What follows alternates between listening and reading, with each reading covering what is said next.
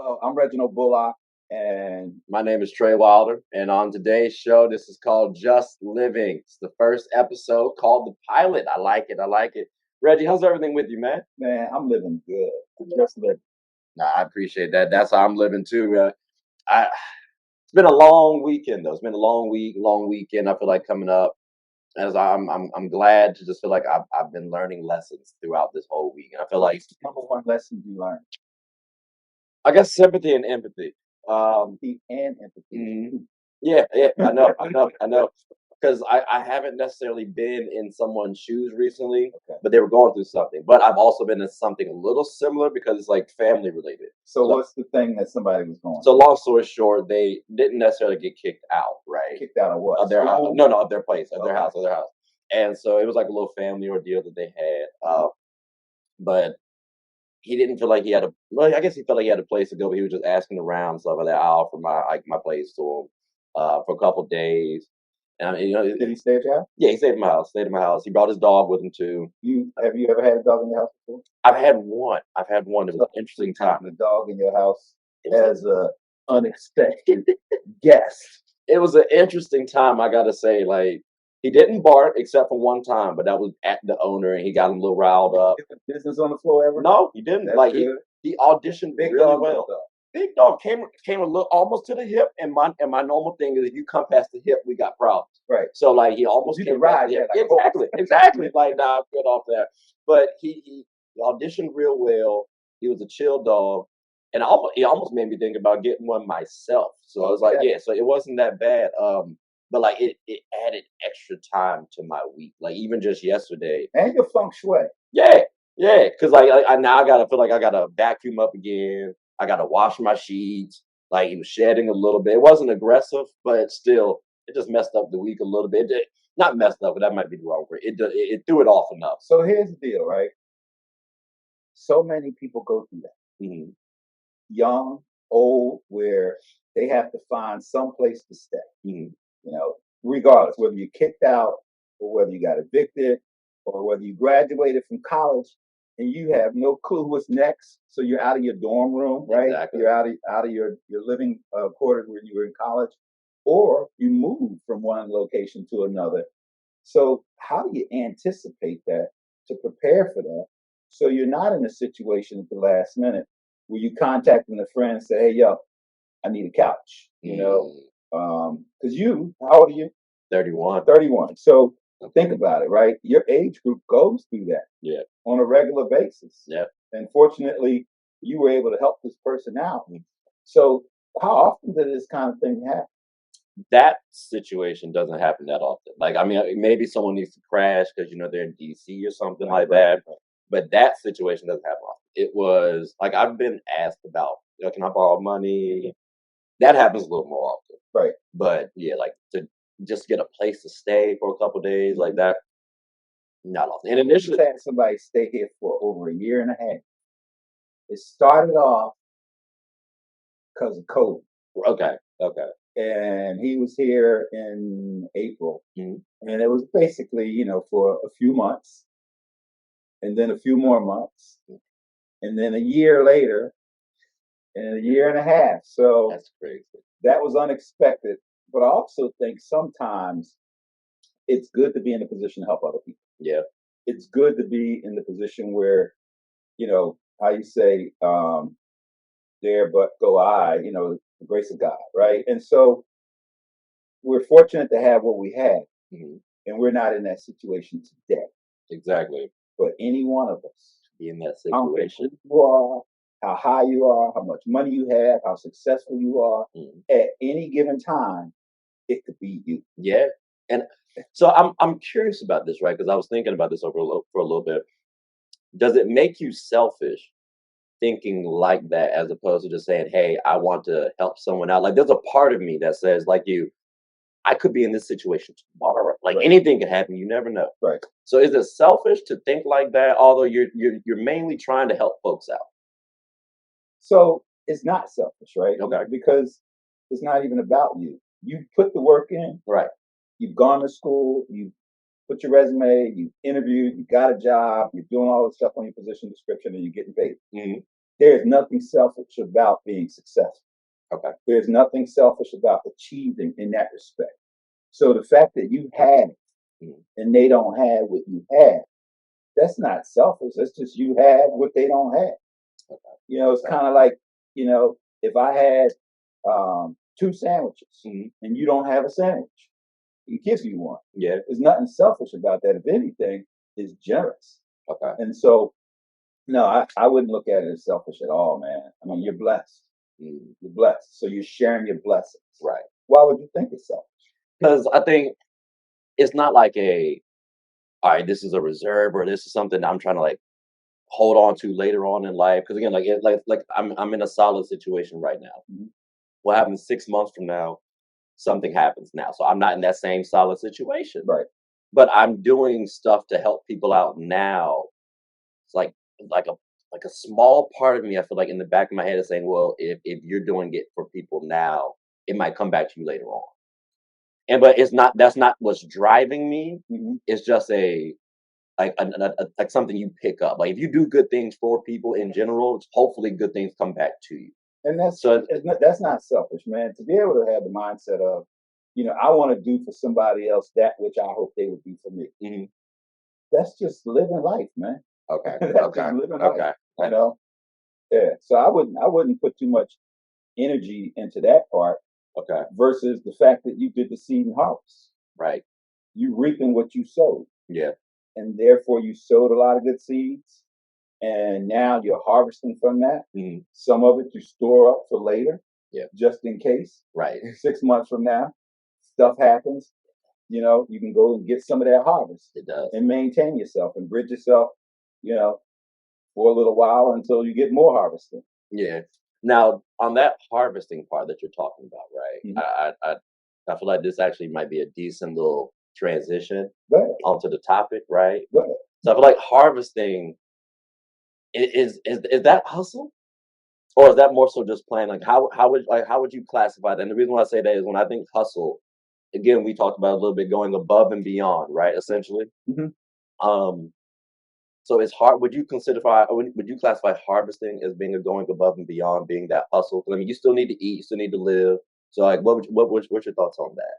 So the short answer is no, Okay. because harvesting is the hustle has already been done, Mm, and now you're getting the harvest. It's like I got out there and hustled and did everything I needed to do, right. and now I just got paid. Okay. Getting paid is not the hustle. So the harvesting, when you say that, it's the getting paid aspect. It's the results. It's not the. Yes, it's the result. Okay. Okay. So when you were saying harvesting, I was thinking you meant like going out, getting the food, gathering it together, stuff like that. I thought that's what you meant by like harvesting. I guess That that's that part is gathering is harvesting. okay. Because you Okay. can't gather nothing if it's not there. Yeah. You can't bring it back if it's not there. Right. So all of that is still harvesting. Okay. But let's take it back to the farm, right? Mhm. Somebody's got to clear the field. Right. Then you got to plow the field. Then you got to plant the seeds. Mhm. Then you got to water it. Then you got to take the weeds out. Mhm. And then you got to balance the whole element of it being too dry or too wet. Right. And then you got to watch it. Now, this could go on for 3, 4, 5 months. Meanwhile, you still got to wash the dishes, get the kids to school, cook, Yeah. clean, Yeah. maybe still go to another job and a third job. And then you got to clean the car. Okay. And if you're on a farm, you got to deal with the snakes and animals and bugs and everything. So all of this stuff that you're doing in your 1,440 minutes per day, your 24 hours, you hustling. And then you got to get back out there and make sure your crops are still doing. Then as it's growing, you got to make sure the bugs don't eat it. You got to make sure the rabbits and the other animals don't, and the deer don't eat it, because they start eating it while they're too young. So now you're out there chasing all of these things away, right? Right. All of this stuff, so that 4, 5, 6 months later, you're harvesting. You're reaping what you sowed. So you were hustling. Okay. Okay. Okay. So that's one form of hustling from a agricultural standpoint. Okay. Okay. Now I'm realizing actually we might have done the fans a disservice, the viewers a disservice. I think we just started talking about hustle, right? And that was on me. That we do the viewers. Well, Sorry about that. yeah, I'm about to say I don't think we, that's my bad. I led us that way. I apologize. I think we might have did them a disservice we started talking about what hustle is, right? Okay. But we didn't give our own personal definition. So I apologize in advance. And the reason why I say I apologize is because, and I got to give you, context. I initially called Reggie an SME and like, hustle and all these other topics, but he said that was too lowballing him. So I apologize. He's a master at the field, at the craft. So I wanted to make sure we took the time to put you on spot and give you I'm your gonna put you on definition. the spot. Oh yeah. You said we. Oh yeah. I'm gonna give mine. I'm gonna give mine. What is your personal definition of hustle? My definition might have slightly changed a little bit from the last time we talked. But when I thought of hustle, I thought of just somebody who, in the day, is working hard. But anybody can work hard. I think it's about having that plan, follow through, plus the working hard aspect. You don't. It's nice to work efficiently, but at the end of the day, as long as you're getting the job done, that's that hustle, going above and beyond what the norm needs, or even what your quote unquote standard is. You tired? I think sleepy. that's your norm now. That's your norm. Stomach hurt, and all you want to do is just go lay down. That's your norm though. Like for example, I think I went at least as of recently. So like last night I didn't go to bed till like 12:30. That wasn't because I was out late or anything like that. Again, I told you I had a friend who needed help, Right. so he had to go drop off his dog, and he had a basketball game and all this other stuff. So it impeded on my time. Mhm. But I told you I was gonna be here around a certain time. I'm gonna try to get here before 8 o'clock. This, that, and the third. So I barely made it. I got 15 minutes. You know what I mean? But hey, before is before. That's all I'm saying. But I think you gotta note, okay, this is what you want to do. This is something you gotta do. How do you get it done? Right. And there's no excuses. So like today, like I said, I wanted to get here before 8 o'clock. I got here at 7:45.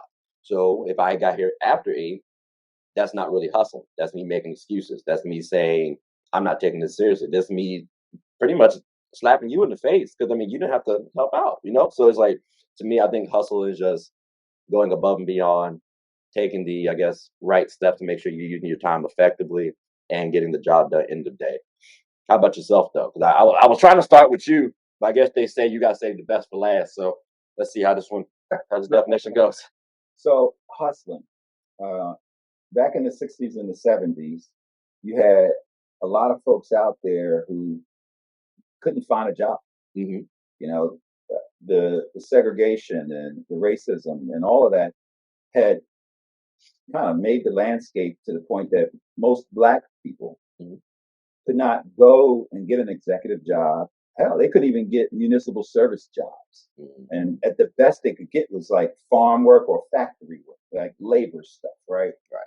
So how you gonna buy a Cadillac, a nice house, television, and get your family nice things and send them to college if you don't have no money? Hmm. So if you don't have no money and you don't have a good job that's gonna pay that money, then how are you ever gonna get out of that rat race to be able to pay for the things that you need to pay for to take care of your family? Yep. You get your hustle on. So back then, a lot of people are familiar with the movies where you had pimps, prostitutes, drug dealers, gangsters, folks running numbers, Mhm. speakeasies. All of those things generated revenue. Right. So, to one extent, that's a business. Right.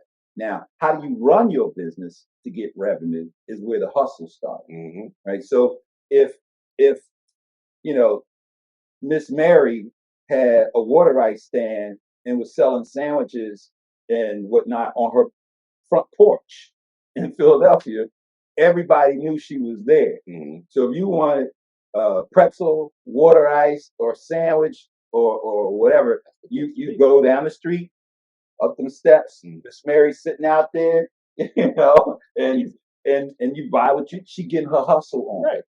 My mother was a seamstress, Mhm. in addition to other stuff she did. But she was making clothes for people, hemming pants for everybody. She getting a hustle on. Yeah. She did taxes during tax season. She getting a hustle on. Exactly. I had a window washing company, right? Mhm. And I sewed, and I was a DJ, and I was a landscaper, and I cut grass, and I did all of that stuff so that I got my hustle on. So at 10 years old, 12 and 14, Mhm. I had revenue every week Right. to get the hustle. Right. So now you translate that to now. right? Kobe Bryant got up at 3:30 in the morning. He's in the gym. Why? He's already good. Yep, he wants to be great. He wants to be great. So what does it take to be great? You got to get your hustle on. And it's kind of like the difference between winners and losers. And I don't want to conflate winners with hustling. But the difference between winners and losers are that winners are willing to do the things losers just don't want to do. They get that extra effort. Same thing with hustling, right? If you want to, I carry 21 credits a semester while married with 2 children and Air Force recruiter and running 2 businesses, home improvement and DJing. That's hustling. Yeah, that's tough. That's hustling. So when I say it's all about the hustle, it's a mindset. Yeah. My mindset is I'm gonna get mine. Right. But why am I gonna get it? Right? And it's not selfishness. Okay. You know, okay. Back in the day we used to say baby need new shoes because we can't afford shoes. Right. So I'm working hard to get my baby some new shoes. Right. And so now people trying to send their children to college. You know, buy some whatever they want to buy, right? And in order to do that, you gotta hustle. You can't just sit back and watch Monday night, Sunday night football and basketball games and just chill and expect to have the revenue that you need to take care of your family. Right. You have to turn that television off, or as we say, get off the couch, you slouch, and get out there and get your hustle on. Yeah. Now, some people don't have a hustle. How is that fixable to you? Or definitely not fixable. Is that easily fixable? It depends on their mindset. Okay. So the short answer is maybe, it could be, it should be. But if they are in their own way, because I have so many people that I offer opportunities to, I don't want to do that. You don't know, man. You know, I'm like, yo, dude, rake my yard, I'll give you $100. Nah, man, I ain't getting up at 7 o'clock in the morning. Oh, really? You don't have no money. You don't need to put out there that you need some money. I'm gonna pay you $100 to do an honest day's work to just rake my yard, maybe even feed you. I was about to say, you might get a meal and mentor you and everything else. And your lazy ass is saying no. So to that point, it's not easy because they're in their own way. They don't have the right mindset. Okay. They don't have a hustler's mindset. A real hustler would have said, I'll be there at 7, I'll be there at 6 if you need me to be. And what else do you need me to do? Right, just extra cash. You need me to do some painting. You need me to do your yard. You need me to help you with anything else. What else you need, Reg? I got you. That's a hustler. Yeah. Now, I will say this. Somebody did take me up on that job. This particular person was an Air Force colonel who happened to have nothing else to do for about 6 hours on a Saturday. Called me up, showed up at 7 a.m., knocked out all of the leaves and everything faster than I thought it would be done. And he said, what else you need? I was like, you know how to power wash? He said, sure. Pulled my power wash out, and he started power washing. I gave him $100. He didn't necessarily need it. Right. But he got his hustle on. Yeah. Does that make sense? Yeah. The difference between a hustler and a person who's not, and is it easy to change? Okay. See, sometimes I used to question, like, all right, where do I land? Right? I know we talked about hustler versus being lazy, and we talked about how like lazy might not be the proper term for like the, I guess, opposite version of hustler. But I used to think, I guess, what can I do to get money? Like, what can I do to make sure I'm, That's a good question that many people probably have every day. What can I do to get money? Yeah. Right. And it was frustrating too, because even as an adult, like a couple of years ago, I have a full paying job. Like I'm an FTE, and I wanted to quit. FTE stands for full-time employee. equivalent. Full-time what? Sometimes full-time. Oh, full-time equivalent. Yeah, that's true. Okay. Well, see, I'm looking and I'm like, I don't like my situation. Right. Like I need to have something different. I need to have, but I'm just bogged down on myself. I'm like, I don't know what it is. Like, so I try to find other avenues. I did DoorDash, Uber Eats. Okay. And I'm like, getting a hustle on. Let's get you. Hey, listen. DoorDash, Uber, Lyft, all of those different types of skills, if you will, are forms of hustle. And see, it gave me like a sense of fulfillment when I did those jobs. Right. Like one, I got to network, met some interesting people, Oh, but then two, I actually saw and got to appreciate a little bit more my job. Like what I'm doing now, I realize I can do my current job yeah. and do this stuff. Now you're starting to figure out how to get your hustle. You know, like because back in the day, I think my middle school days, I'm a kid. You know, our backgrounds are different, so I didn't necessarily have to work. Yeah, your background is you come from a privileged family. You had a mother and a father, Right. nice house. You probably had at least 2 cars, and you knew you were going to be able to eat every day.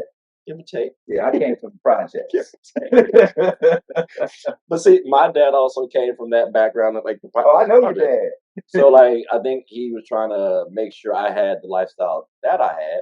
But sometimes in growing up, you also kind of realize, okay, well, I can make money doing this, that, and third. So I remember in school one time, middle school, I'm selling candy. Like I'm a couple cents, mind you, go to the dollar store, get a whole bunch for like a I dollar. did that. Yeah. I put high school kids in business Mhm. doing just that. Yeah. And then my parents had like their own entertainment business. So Mhm. we were actually in plays and stuff. Like and we rented out the CNU stadium one time and like I'm selling out candy Okay. to the people who are coming Right. in. I'm acting in the play, but I'm also selling candy. And I got my cousins on standby. 550. Trying to get the hustle on. Trying to get the hustle on. That's how Jackson started. Yeah, The hustle. I want to say I might have got detention too for that selling candy in school. I had a kid that got in trouble with the principal for doing that. He called me up. He said, the principal told me I can't sell candy no more. Yeah. I went to the school. I talked to the principal. I said, look, I'm the one that got him doing it. Right. So don't make him, pay for that mistake. He did it because I said do it. Right. I said, the reason why is because his family's poor. They're on welfare. And they're dealing with, government subsidies. Yeah. And this is the only way he knows how to make money as opposed to selling drugs Right. and doing all the other stuff. And he was like, I tell you what, he can sell candy before school. Mm-hmm. He can sell candy after school.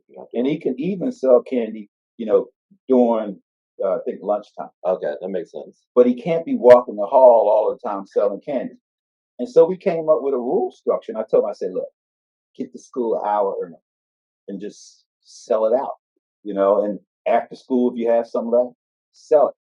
But follow the principal's rules. Mm-hmm. And oh, by the way, every once in a while, stop by the principal's office and try to sell him a candy so he can see that you're an honest person getting your hustle on. Right. So that's kind of how that ended up. It was in St. Louis in 1990. That's crazy. Yeah. That's crazy. I was born in '92, so it just shows you the game don't change. No. It's just the people. I mean, right. yeah. So if you find anybody, let me ask you this: who inspired you to become more of a hustler? Because I'll say there have been people who in my life I've looked at and it's like, you know what, I like what they have, I like how they are, I like how they move. So that's pushed me like, okay, well, I can't do this. Would Reggie say that? I can't do this. Would this person say that? You know what I'm saying? So like, who motivated you to be more of a hustler? I think I got my first hustle on 1963, 4, 5, 6, 7, 8. 1968. Okay. I was 5, 6 years old. And my cousin came to visit my mother, and he had a really nice car. And he said, hey, Reg, why don't you go wash my windows? Because my mother was washing windows in the house with vinegar and newspaper, right? We take a bucket of water, put some vinegar in there, put some water in there, and then you splash it on and you use the newspaper to clean it off because we had no money. So I did that and went out to his car and cleaned his windows real good. And he gave me 25 cents. I thought he was going to give me a nickel. Okay. That's going rate. He gave me 25 cents. Now he had a hustle that I don't want to talk about. Okay. But the point is he could afford it, right? So at that point, I'm like, whoa, I just did a service and got a coin. I got hooked. So I started coming up with ideas and doing things. And anytime somebody ever presented an opportunity for me to do services for money, cut grass, rake leaves, do whatever, clean up. I don't care, clean up the trash, you name it. I did it. Right. So I was self-motivated. Okay. But there are times when you come across somebody and you see their hustle. Right. And you look at it and you admire it. You're like, okay. And it's even now, right? Like the rappers and the hip hop community, they got, really nice watches and gold and chains and, Louis Vuitton and all kinds of designer stuff and nice car, nice house. And, they're looking good, right? And you see that and you want that. And you see what they do to get that. And you're like, I want to do what they do in order to get that. Exactly. Because if this person's a rap artist and they're making $10 million a year and living like that, and he talking about buying his mama house, I want to do that. So I'm going to be a rap artist. If this person's a singer or a painter or a doctor or a lawyer or a military officer or a pilot or whatever, and you are exposed to their environment and you see what they have and you want what they have, then you want to do what they do. Right. So that kind of happened throughout my life, and it still does, where I come across people and I admire what they're doing, their craft. Right. And they're using their craft to achieve, and it turns into revenue. And so, all right, how do I do that? Right. And therein lies where I've actually mastered so many things, because it's a driving force that I have got to get good at this thing. Because if I get good at this thing, I'm gonna make some money. And so now I'm gonna get good at this thing, and then you get good, and like, I made some money. Yeah, I'm getting my hustle on. But what else can I get good? Right. Yeah. Like, I know in terms of for example, my sports show, right? What's the name of your sports show? It's called Get a Bucket Podcast. Something light, something slight. It's one of your. It's not really one of. It's your favorite show's favorite show. But not like I know that, like, in terms of hustle versus like expectations of revenue. Right now, I wouldn't necessarily say I'm hustling as much as I could be on that show, but it's from an execution standpoint. I'm thinking constantly about what I want to do with the show. Even last night, I'm recording from like 8 o'clock to 11 o'clock. You're performing tasks. Right. You're working. Trying to map out that plan. You're doing the activities. The harvesting, if you will. The planting of the seeds. Oh, yes. Yeah. Yeah. But it's not necessarily hustling from a revenue perspective. So you could still be hustling and it doesn't translate into revenue. Right. Although it could. So hustling has various layers of understanding and definition. Years ago, it was definitely all about the revenue. But here in 2023, hustling has morphed into multiple different definitions of hustling. For instance, basketball. A person, fast break, ball goes down, he sees the ball, somebody else sees the ball, opposing team, and they're both running after that ball. One gets there first and then takes off down and slams it. That person hustled. Okay. It's about the effort that you give. Yeah. Yeah. That person hustled. Okay. Because it's the fourth quarter and they're exhausted, already got bumped and bruised, maybe even have a slightly sprained ankle and it's taped up. Now, see, that sounds like a little too much hustle. So let me ask you this: can you hustle too much? Like, is there like what would be your threshold for hustling too much? Because you got to get yours end of day. Hustling does come with a certain type of need sometimes. Yeah. But there also are situations where you are hustling without need. Right. So, I mean, is there such a thing as too much hustle? Because we do talk about things like work-life balance. Probably. Okay. But it's different for everybody. Right. So what's your capacity? What's your stamina? What's your energy level? What's your physiological, mental, spiritual makeup? Right. Right. So what can you handle? Now, that's different for everybody. But I do believe that you can get too much hustle on if that becomes your only focus and you're driven by that and you don't have balance. Okay. And most hustlers do find themselves in that situation from time to time where you're so driven, so focused that you're tunnel vision on getting that thing. Okay. And all of that other stuff that you're responsible for and need to do goes to the side. I do it deliberately from time to time. because I have so many different things that I'm involved. Like when I'm writing a book, then there's a lot of stuff I can't do because it will distract me from writing the book. Right. If I'm down here DJing and getting it in and preparing for a party or whatever, I ain't worrying about cleaning this place up and make it look good, because the 10 hours that I could be cleaning this place up, I could be putting in to get prepared for a gig. Right. So there's a balancing act. When you're in school, and you're studying, it's December. You got finals coming up. All right. You may not iron your clothes. You may not take a shower 3 times a day. Right. You may only eat pizza instead of a balanced meal. And you're not necessarily going out and hanging out, haven't seen your honey. You know what I mean? It's spare sometimes. Right. And so therefore, there's a lot of things that's going to go by the wayside. Right. When you're getting your hustle on. But then you got to balance it the other way at some point, or else, it can be too much hustle. Okay. Nah, it's like, I think sometimes in terms of that hustle piece, like too much hustle, I feel like it's just about planning. I don't know. Like if you plan out your day, life throws you some monkey wrenches, right? Like again, I didn't expect my friend to ask, can he crash for a little bit? But if you're planning properly, you can I guess maneuver those monkey wrenches quite well. So it allows you to hustle and balance out what would be hustling too much. Like if I feel like I'm overexerting myself, I'm about to sit down and relax. I'm about to throw on a nice little basketball game, maybe a little WNBA, something slight, but you got to find that balance like you're talking about, because you can't overexert yourself. You can't burn yourself out. I think once you do that, you make yourself less useful. Like if you're going to hustle, do it right. Like with anything. I don't think that's really too smart. I wouldn't say hustle in moderation. You wouldn't say hustle in moderation? No. Hustle. So what would you say then? Hustle until I think that's the opposite. If you're doing moderation, that ain't hustle. Okay. Hustling is extreme. Okay. So it's either you hustling or you not. There's no layers to hustling. There's layers, but hustling has a purpose. Because in the real game of hustling, if you don't hustle, you don't eat. Right. That's fair. So how you gonna moderate whether you eat or not? You may stop hustling for a few minutes or a few hours. You gotta always eat. But you gotta always eat. Yeah. And therein lies the true drive and motivation of hustling. Okay.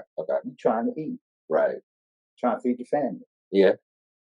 No, that is true. Kobe Bryant got up at 3 a.m. not just because he wanted to be the greatest, but he wanted to take care of his family. Yeah. That's it. He ain't had no other job.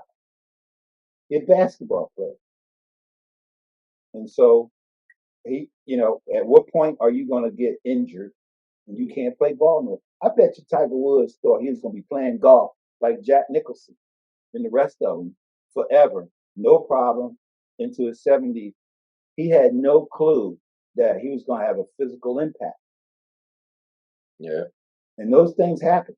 Yeah. And the mental one too. Right. I was about to say we can't slip yet. Right. So I wasn't talking about that, his family situation too. Yeah. But that weighed on him heavily too. So I mean, yeah. So to that end, right, you hustle because you never know when that monkey wrench is going to get thrown in there and you're not able to do that hustle anymore.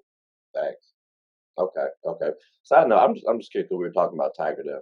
His comeback, right? Like, would you classify Tiger as a hustler? Yeah. Okay. Well, his hustle also is a work ethic. Right. And that work ethic goes to your discipline.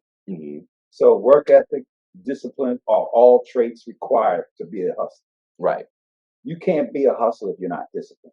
You can't be a hustler if you don't have a work ethic. Pretty strong. So he got out there and he hustled because he wanted to not just come back, but he wanted to be able to make his money. Golf is his money. Yeah. Granted, he's a millionaire. I was about to say he might not have to though. That's in our eyes. Yeah, we don't know his pockets like that. He got a lot. And he has a lot of money, but in his mind, it's like, okay, when this thing stops, my revenue stream decreases. Who wants their revenue stream to decrease? You're not really the biggest fan of that, right? So he human like the rest of us. Right. He out there getting his hustle on. He likes his life. So what? He's gonna make an extra 10 million. All right. He may be helping a lot of people. So it's one thing to have 10, 20, $100 million and you got a house like mine, right? And everything's paid for, and you're good, and it's just you. Yeah, you can make something work with that. But Oprah's a billionaire that takes care of children in Africa. Yeah. For their whole life. Yeah. From a young age through high school, through college, that costs money. It does. We can't afford it. So she's not making money now just for herself. He's not making money now he's got all kinds of foundations and things like that, right? So many of these multimillionaire folks out there, they're not selfishly millionaires to the point that all of their money is their money. Yeah. They're helping a lot of people. And if they stop making that money, then they got to decide who are they not going to help. And if they don't help those people, then now those people don't have what they need. Right. It's just like I said, back to hustling, you trying to make this money to feed your family. Well, if your family happens to be 10,000 people. I say family is it's not always blood. Sometimes. James has a school. How much money, what's the budget out of his pocket to make sure that thing happens every single year without fail? Right. We don't know. But I know one thing, it's a lot. And does he know when that revenue stream is going to stop that's able to fund that? No. So he's going to just keep hustling hard because he's not going to let the little babies down. Right. Does that make sense? Yeah. And that's a mindset, right? And we're not raised in that environment. We're not raised in that culture. I've never been a millionaire, so I don't know what that feels like. Right. I never had my own airplane and my own boat, although I know some people with it and been on them. It's a mindset because they're hustling. Like Thomas Moorhead, right? Millionaire many times over. Why did he hustle so hard? Well, he was able to donate money to Camp Kappa and all these other things. Yeah. We weren't. So without him, we wouldn't have had that. Right. And he didn't need to do that. Yeah, no, that's true. That's true. And if he didn't get his hustle on, he wouldn't get. Okay. Now I respect that. Do you think, not necessarily trying to transition? You can transition. It's our show. I was saying that's what I said. Not necessarily trying to, because I did like the conversation. It's our show. We can always toggle back and forth between this. But I was curious though, because by the way, speaking of transition, audience that's listening, this right here was supposed to be a 10-minute test pilot to make sure that the cameras work, the lighting was good, the sound is right. And we're not even dressed technically. We got clothes that we're supposed to change in and get dressed and look good on camera and be all professional as we do. But the title of this is Just Living. Yep. And Trey and I do this anyway, right? We do this last week. We went fishing. And so we started talking about a pilot and we started talking about just things. And what came up was, I'm always saying, how you doing, Reginald? I'm just living, man. Right. I'm just living. And that's how this came up. Right. And so the organic element of how whatever it is you may see once he edits this really is just living, because we didn't plan this. Everything, he's got scripts, he's got topics, he's got bullet points and talking points, and we have not used any of that yet. We just got into it just to do a little test, and here we now have an episode. Like most of the time when I'm looking down, ladies and gentlemen, it's at the computer, not really my notes. Like I did make sure I was like, what was that other topic we talked about? Okay, yeah. But it's been genuine conversation. That's been the best thing about it, because it's two people, different ages, different backgrounds, coming together, just socializing. Like just this morning, I got more motivated now for like other stuff. Okay. Right. So it is just having these sort of like topics, like, okay, what's a hustler to you? Like, what's intelligence? Like all these different things you can talk about, you can think about, and you get different perspectives. So that's what we wanted to make sure we did with you guys, just share our thoughts, our opinions, and most importantly, just be genuine. I think a lot of times things like it looks scripted. It looks a little too fake. Like you said, like, bro, I was supposed to have on a whole jersey. Like, hey, I had everything situated. Nah, like we just rolling. I'm not even supposed to be in short pants with flip flops.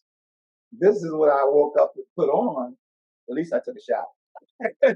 You know? Took it out. Yeah, but that's real. So you wanted to transition. Yeah. But before you transition, what do you think would be a good purpose statement for this particular show that we're doing, Ooh. Just Living? Purpose statement. If I had to say anything. And it would be for the audience. It's like, what do we want the audience to receive from this? You know, it's not just why we're doing it, but what's the so what now? What? I always say that. So what we did this. Mhm. So what we're on camera. So what we talking about stuff. Mhm. Now what? Yeah. And the now what is not for us. It's for them. So that there's value behind what we're saying, and therefore they're able to use what we're saying for the now what to execute or to do. So what do you think? I would say our purpose, our so what, now what. Every day we're always going through life, and I feel like one thing that's certain is we don't know what we're really doing. Like this is just play. Like you have ideas, you have thoughts. Um, so I feel like this platform helps showcase, hey, this is how some people genuinely think. You get different age groups. Like I said, I'm in my 30s. Reggie, you in your 50s, 60s. Like 61. so you get different mindsets, different thought processes that you can apply to yourself, or whether it's your kids, or whether it's your nieces and nephews, uncles and aunts, whatever the case may be. You can at least see how somebody different from you thinks, and not only how they think, but how what their thoughts appear to be might apply to your life. And our topics, you can also think about yourself, not from our lives, but from yours. So that's the essential purpose, trying to understand this thing called life and just living it. And our lives are clearly different from yours and vice versa, but we can at least assess our own lives and say, hey, this is what I want to do. Again, Kobe Bryant, Tiger Woods, in terms of hustling, you might look at them and say, hey, I want to be like that. But the more you study them, you might not want to get up at 3, 4 o'clock in the morning. I love Kobe. Like Kobe is one of my guys. I never met him. I promise you, I would not be waking up at 3, 4 o'clock in the morning to go. So like, but I appreciate that sort of thing. So just learning from someone else's life and applying it to yours. I think that's really the main purpose of this show. And I mean, I can speak for myself. I don't know everything. So I mean, if you guys also feel and hear a topic that we shared and you say, hey, I differ on that opinion, I would greatly appreciate it. I think Reggie shares that same sentiment because we don't know everything. Right. So that's the main purpose. It's really kind of building a community if you think about it. Like it takes a village. I think so. I think first of all, thank you for articulating that purpose because I think it's needed. And sometimes people just want to know why are you doing this? Yeah. And what am I going to get out of it? Exactly. And you said the word genuine. You and I have had conversations for a few years, and all of our conversations between Trey and I are like this, like literally. All of our conversations are like this. And I've had these conversations with other people, and it seems to be helpful. Mm-hmm. So why should Trey and I have conversation where I benefit significantly from his experience and his knowledge, and he benefits from me, and then we go forth and achieve based on that union of information when we could share it with everybody. And to his point, maybe you'll find something in it that's useful for you that's going to help you grow. Mm-hmm. So you want to transition to what? Thinking intelligence. I'm thinking intelligence because everybody talks about hustle. Everyone talks about smart. Fun fact: I just had this conversation about someone being smart, and a young woman said she doesn't like that term. Okay. So now I feel like when people say smart, it's kind of like I don't want to say a slap in the face to people who are intelligent. But before we get on to that, I wanted to know what's your definition of intelligence? Because again, I just want to reiterate. I said he was an SME, and apparently that was a slap in the face. So he had mastered at the program, got a book out. Floor is yours, sir. So the smart piece. I think culturally back in the day, smart was a term used in an educational environment of a standard. Mm-hmm. So when you did all of the things you needed to do academically to achieve a certain standard, you were considered smart. Mm-hmm. And then smart started to take on different definitions. Right. In England, they may say you dressed smartly. right? Okay. Which Okay. means you dress better than somebody that's not smart. Okay. So in Okay. academics, you're smart, which means you're better than somebody that's not smart. We had so many different yin yang, good, bad, positive, negative uh, ways of evaluating a person or a thing or situation. And it just kind of stayed with us for a long time. Mm-hmm. Not to slam the educational institution, but it was designed for the agricultural age. Okay. We've Okay. transitioned from the agricultural to the industrial to the information and technology. Right. And the educational school system is still the same as it pretty much was back in the late 1800s, early 1900s. Yeah. So the word smart has stuck around. Mm-hmm. Intelligence, on the other hand, that's a whole different story. Mm-hmm. So intelligence is where you are able to synthesize information and come up with a solution, a strategy, a thought leadership, and it's useful that it can be used from an actionable perspective. Right. So in high school or college, you learn in chemistry that you have applied science and pure science. Mm-hmm. So pure science is just science for the sake of science. Right. But applied science is when you're doing something with it. So it's just like pure knowledge versus applied knowledge. You can be smart, but so what now what? Mm-hmm. The now what is the applied knowledge. So now I say all of those as a foundation to intelligence, because intelligence has a lot more factors and requirements. Right. It requires you to be able to do actionable and applied knowledge. Mm-hmm. It requires you to take this information and do something with it. It requires you to understand the now what. Right. So when you are intelligent, Mm-hmm. it means that you're able to process the information, the data. Mm-hmm. You're able to synthesize all of that. And similar to generative AI, Mm-hmm. you're able to come up with a new solution, Right. a new thought, a new idea, a new way based on the data. Right. So, not to conflate being intelligent with generative AI, Mm-hmm. but it is kind of similar. Okay. Okay. I For got those who are techie or data people, who are engineers, where that's how you think. Right. I wanted to put that out there so that they can understand a little parallel.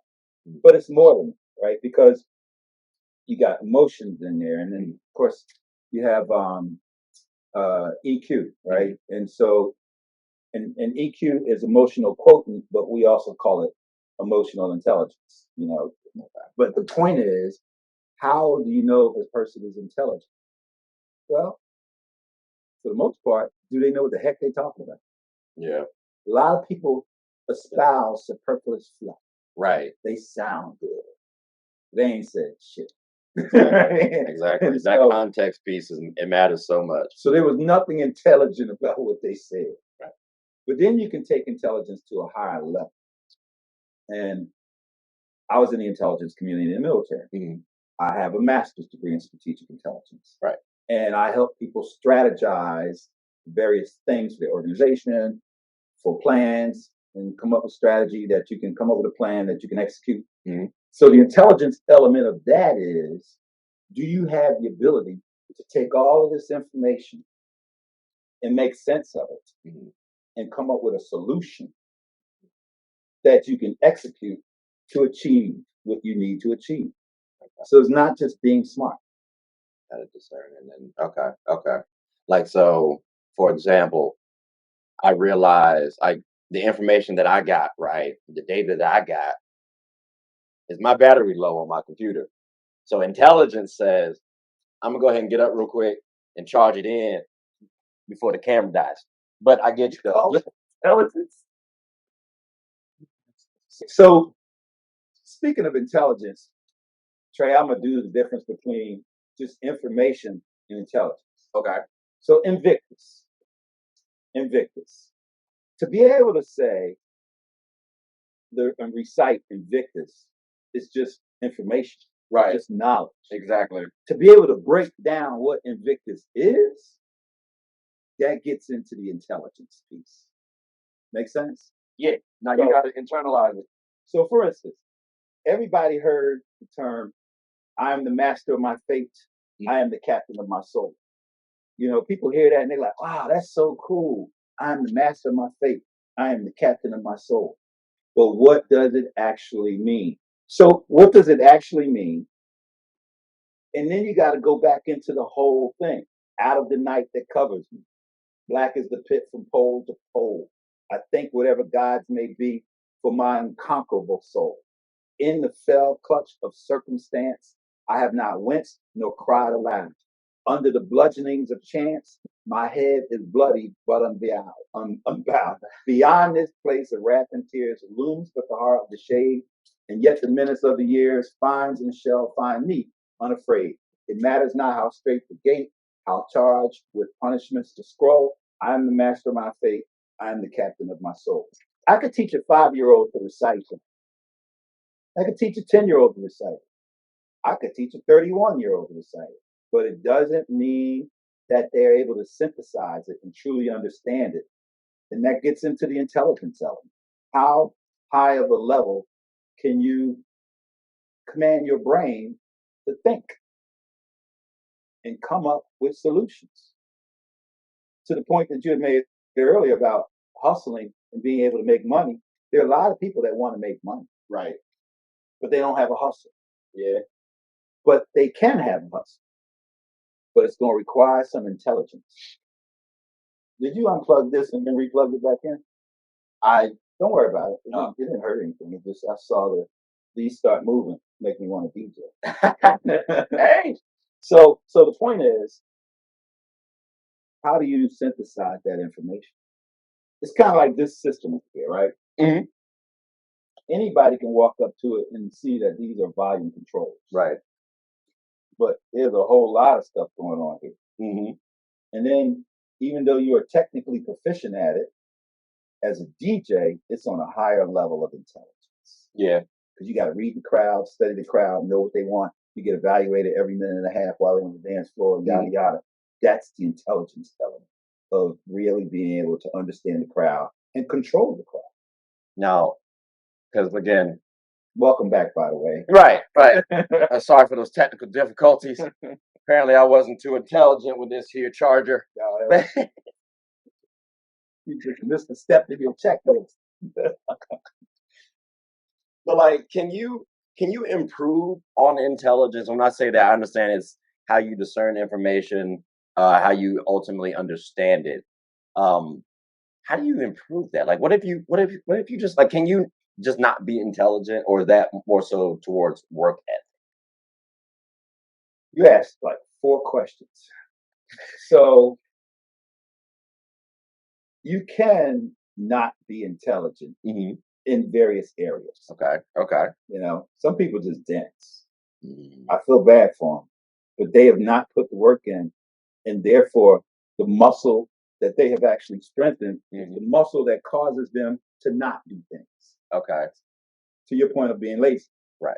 I'm not calling people lazy, but I'm just saying that they have gotten so used to not doing things. Now, another piece, you know, from a social perspective, is folks become depressed. And when you become depressed, sometimes there's a lot of things you're supposed to do that you're not doing. Okay. That's not lazy. That's depression. And those things can also cause you to not be intelligent. Okay. Because you're not thinking clearly. But the piece about what? Oh no, I just had a thought in my head. Like, I guess if you're intelligent, I know when people think intelligent, right? They think, oh, you're smart, you know a lot. So I'm assuming when you're intelligent, you might be planning. So, or not planning, but like planning for like possible moments of, okay, well, if you're depressed, how would you might deal with that? Would you think that is an intelligent trait, or is that unrealistic and unintelligent because you can't necessarily plan for it? It's not unrealistic and unintelligent because people are self-aware. Okay. And when you're self-aware, then that means you are planning for it. You do manage things like that. You know, I know people who have manic depression. Okay. And They may be they may be conscious that they're manic or depressed. So when I'm communicating with them, they may say, I'm having a manic moment right now. Gotcha. So that's being self-aware. Okay. And so to that extent, that's not lazy, that's not unintelligent, there's none of that. Mhm.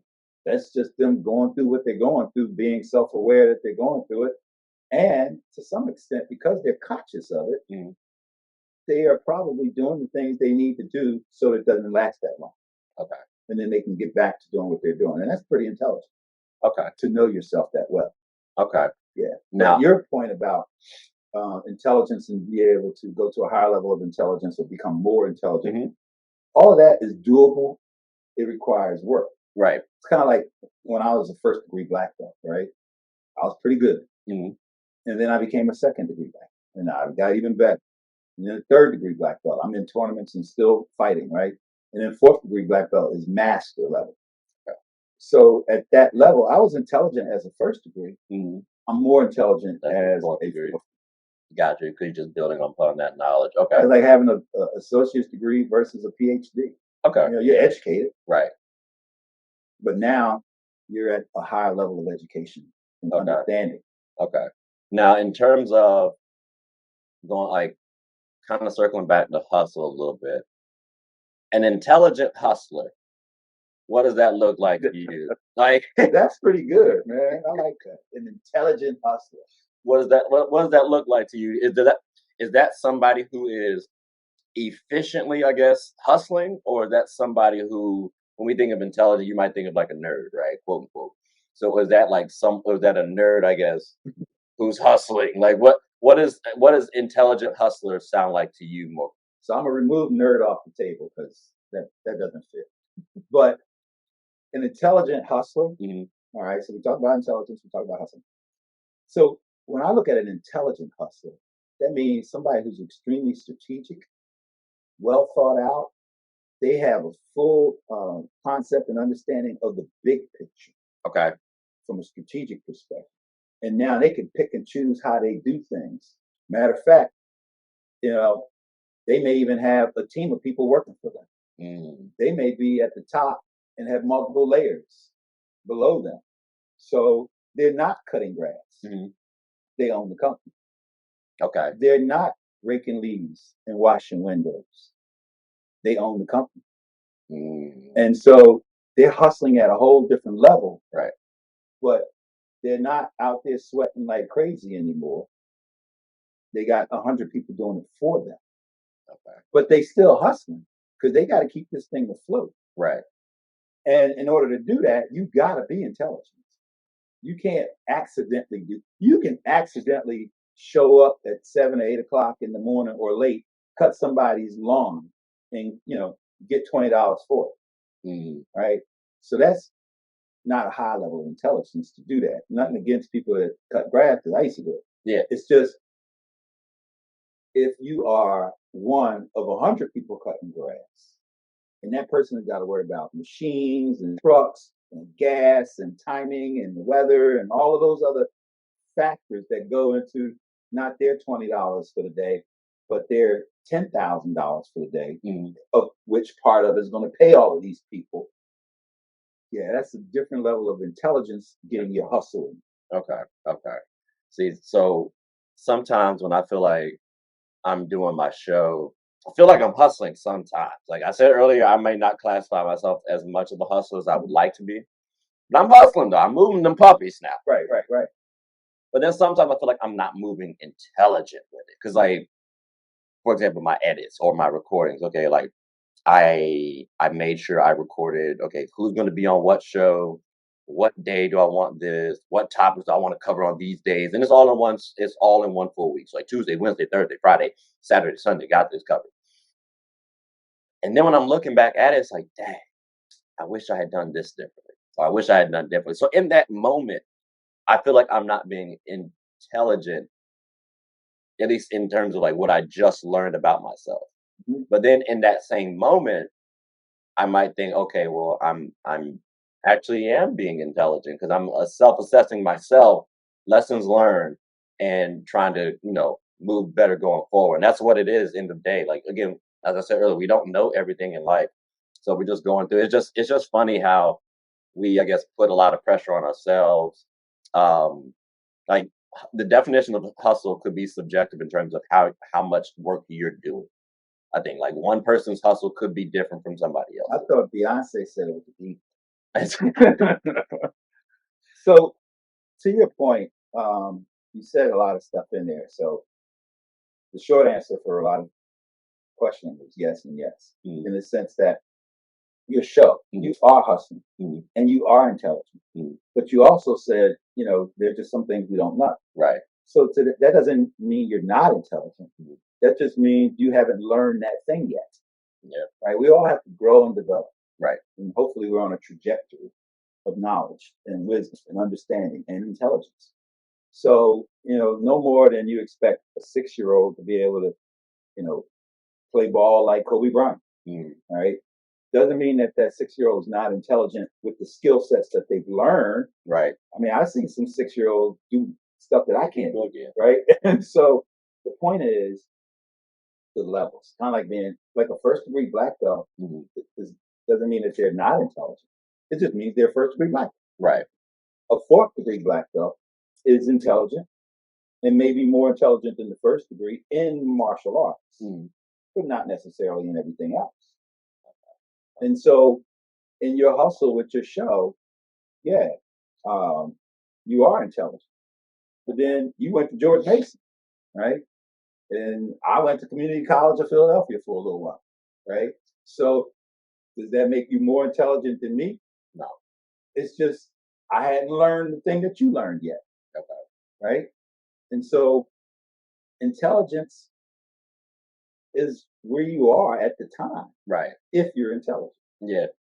But just because you don't know something don't mean you're not intelligent. That's fair. That's fair. I mean, you might, like, for instance, I have relatives that never graduated from high school. All right. I think my Uncle Willie finished the 6th grade. But they can cook with no recipe and no measuring cup. Oh, that's tough sometimes. That's intelligence. That's kind of tough. That's kind of tough. I ain't gonna lie. That's how I learned to cook. So I can cook almost anything I want to cook. And I don't use no recipe other than what I know in my head. And I don't use no measuring anything. I just get in it and make it do what it do. Yeah. And that's intelligence. Okay. Okay. It's just like a seal. I told you this. A seal, in an aquarium is trained. Just jump through the hoop, bounce a ball, jump, do whatever. That is a trained seal. Right. But an educated, an intelligent seal. So an educated seal is one that knows how to hunt out there in the ocean and find its own food. Yeah. And do everything it wants to do because that's who it is. Right. So it's learned about itself. It's educated on who it is or he or she is. Okay. And when it's educated on who she is and it's acting upon those instincts, that's not training. That's education. Okay. Intelligence is when you take that education and now you understand the full landscape of your environment and you use that to achieve results in those environments based on your understanding of the environment. Now that seal is intelligent. That seal knows when the shoals are happening or when a bait ball is going on and sees the birds up there. That's intelligence. Okay. That's not just going down looking for, no. Okay. I don't need to work so hard. That's crazy. I need to know where the fish are when I get in this water. Right. So I can go straight to it and eat. And then more than that, I need to feed my young. Yeah. So it has a need to get its hustle on. Okay. Okay. So I just showed you training, education, intelligence, and hustle with a seal. That's crazy. So going back to like my friend with his dog, right? I ain't gonna lie. I thought dogs might have been one of the dumbest animals out there. Like, bro, what are we doing? Like, you just watch. Okay, now I'm gonna let you be great. But there's one thing that I did notice. Like I said, like, old boy auditioned really well. It's interesting that you say audition. I said that before, and I didn't dive into it. And now you say it again. I'm like, I'm listening. Well, so the reason why I say audition is because at the time they were trying. We were trying to find somewhere for the dog to stay for 2 weeks. Okay. So he was auditioning because if he barked, there's no way in the world he's staying at the crib. Right. But he doesn't bark. He doesn't do too much. I'm like, you know what? It's a solid little audition right here. Well, the reason why he didn't do that, he didn't bark. He whined a little bit, but that's what dogs do. He was taught that, but he also learned and applies it going forward. So he knows, okay, well, with me, he might be able to get away with some stuff. With his owner, there's no way in the world that he's going to get away with some stuff. So looking at it from that vantage point, you might think dogs are stupid. You might think dogs are slow. I would not think dogs are stupid ever. I did. Because again, you're just barking, you running around, like we acting like you ain't seen everything. Like he was sniffing my place, which mine was brand new to him. After one quick walk around, I feel like, champ, what else you got to search for? Like you've been here before. Like we're circling the block for what reason? Like there's no point. But he's having himself a good old time. And I think I ultimately shortchanged dogs in general. And I was kind of disappointed in myself because he easily showcased, well, it's a dog. We're humans. We can thrive in our world very easily. And he might have been building upon his intelligence in the sense that the dog might have been aware. Yeah. And aware that if I bark too much, I'm going to get put out. If I don't bark at all, I get to stay. Yeah. That's an intelligent dog. Yeah. Not just an educated dog. Exactly. And so the dog used this training and education to capitalize off of its intelligence to control you. But now who's the dog? Controlling might be a little aggressive. I mean, you didn't put him out. Well, no, I didn't. That was the objective. Yeah. Mission accomplished. I mean, hey, like I said, strategic thinking. Yeah, he didn't bark, so he did himself a favor. He did himself a real favor. But no, it's just amazing how much you have to think about things or rethink some things. Because how often do you think about how you view a dog? Me? Well, no, I mean just in general. Like, how often would that thought process like it come depends on the foundation of knowledge you already have. Mm. Because if you already understand dogs, then the thought process will never come up. No more than it comes up when you come out of your house and you drive down the street and you turn left to go anywhere. Right. Or turn right. You don't think about it because you've already done it. You know, it's you have a bird's eye view of a map of your general location in your neighborhood. So you don't have to pay attention to certain things anymore. Mm-hmm. You know, it's kind of like instincts. You know, when you're playing basketball, you know, somebody throws the ball to you, you don't have to concentrate. Okay, I got to get my hands like this. The ball's getting close. I got to time it just right and clamp down on it and catch it. And then after that, I got to think about what to do. You don't think about none of that. It's just the ball in the air, and you automatically know what to do because you've done it many times. So therein lies your ability to have a lot more intelligence, because how many things have you ever done in life that constitutes layering of information and diversity? So you don't have to think about those things anymore, right? Because you know that you know that you know. You got it. Like a person who can't fight, right? Somebody do this to them, you know, right, because they're not used to that. But a person who can fight, somebody do that to them, they'll be like, no, they may just look at you. You didn't hit me. That's different. You've seen me do it. I'm about to say, if you swing and you're like, you didn't hit me, you don't move, that is kind of tough. Like, I'm at least give you a little more, like at least a little back. Like maybe it depends on how close they are. I just stare at you like, you didn't hit me. That's crazy. And I knew you weren't going to hit me. Because if you hit me, I'm hit you back. Right. Why? Because I've had this experience before of being hit a lot and hitting back. So I'll take your one or two. It's fine. But then it's my turn. So therefore, I don't flinch like that all the time because of the experience. So there's just so many things that you can do. You ever be in a car with somebody that's driving and you're like, oh, because they don't really have the experience that they think they have. Yeah. Then you get in the car with somebody else, and you don't care if they thread the needle or do whatever because you know they know what they're doing. Right. Right. Yeah. No. That. Yeah. I got. Yeah. Like that. Maybe that first time. That first time they do it, but after you see how they do it, you're comfortable. Because anybody, like I've had coworkers, we're on the interstate. I'm going 60 to 70. I'm flowing with traffic, but the report comes out like, oh well, they were nervous at first in the car ride because I'm speeding, Right. flowing with traffic. Right. But at the end of it, though, we're comfortable.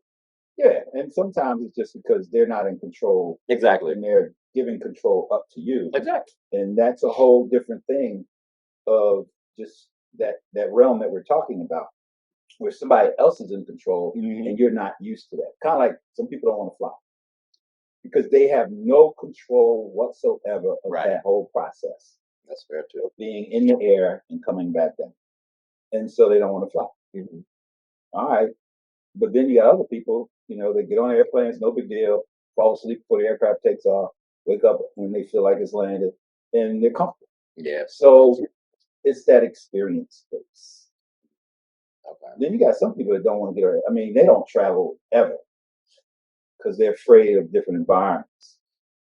And then you have other people that travel the world all the time because they're fine. I know, like when I travel around and I see street meat and food and everything, I'm gonna eat this, I'm gonna eat that, I'm gonna eat whatever. I don't care where I'm eating. They can eat it, I'm eating. Right. Then you have other people that no, if I'm not familiar with it and it's not cooked the way I'm used to it, I'm not eating. That's fair. So that's just life, man. And it goes towards everything, even schools, right? You have community college and then you have Ivy League, and then you have everything in between. What causes a person to want one versus the other? Or what causes a person to not want one versus the other? Yeah. That's culture, that's experience, that's upbringing, it's economics, it's a lot of things associated with that. But then you have somebody grow up in the projects in the hood and they say, I'm going to Harvard, I'm getting my law degree. Dude, you ain't even got enough money to get your lunch. How you going to go to Harvard? I'm going to Harvard and I'm getting my law degree because that's what I'm going to do. Because that's where their mindset is. And they have enough intelligence to understand that they have the capability of doing that. And now they're going to put in the work it takes to get more of whatever it takes to get into Harvard. Yeah. Then you got some people who, community college. Only reason they're going to community college is because somebody told them to right after high school. Right. And when they get there, they're just going to show up and do nothing. And then at the end of the semester, they failed English 101. Right? Because and upset. They went to school, but they didn't do nothing. I'm saying they upset too, like they should have got a higher grade or whatever. I mean, that's a whole nother show. We could talk about the mindset of that type of individual. Yeah. Because I grew up in that environment, right? So I can talk about it. And they may take offense, but I'm still talking about me. Right. Right. I mean, I was dyslexic and illiterate for a while. So when I say those things, I'm like, all right, if the shoe fits, wear it. And if you pissed off that I said thug and hood and you uneducated and you shouldn't have done this and all this other stuff, get mad. Yeah. But if I'm also talking about that's what I did, then how you getting mad about me doing what I do because you transpose that mindset onto yourself? Well, that's just even more unintelligent. Yeah. I prove my point. Exactly. I think so. Again, different backgrounds, right? Right.